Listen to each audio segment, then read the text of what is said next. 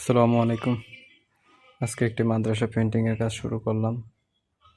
মাদ্রাসার কাজ Arabic, calligraphy, Bangla, English অনেক লেখার সংমিশ্রণে কাজ করা লাগে।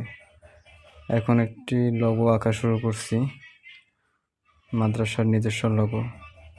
এটা শেষ করার পরে উপরে কিছু ইংলিশ লেখা আছে, বাংলা লেখা আছে, লোগোর ভিতরে আবার আরবি লেখা আছে। এর আগে মাদ্রাসা পেন্টিংয়ের কাজ তেমন একটা হইতো না।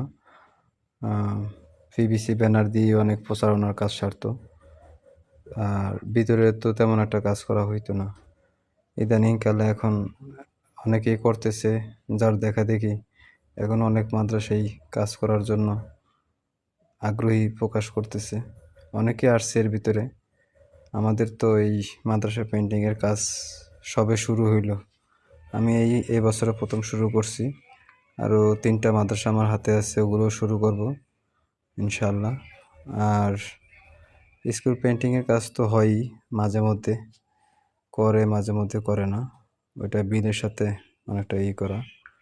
তো মাদ্রাসা পেন্টিংয়ের কাজগুলো নিজস্ব অর্থায়নই করা হয়, যার কারণে বছরে বিশেষ করে এই সময়টাতে বেশি কাজ করা হয়। আশা করি এই বছরও অনেকগুলো মাদ্রাসায় কাজ করবে, আমি করি বা অন্য কেউ করে, কাজ হবে ইনশাল্লাহ আশা করি। এবং আমাদের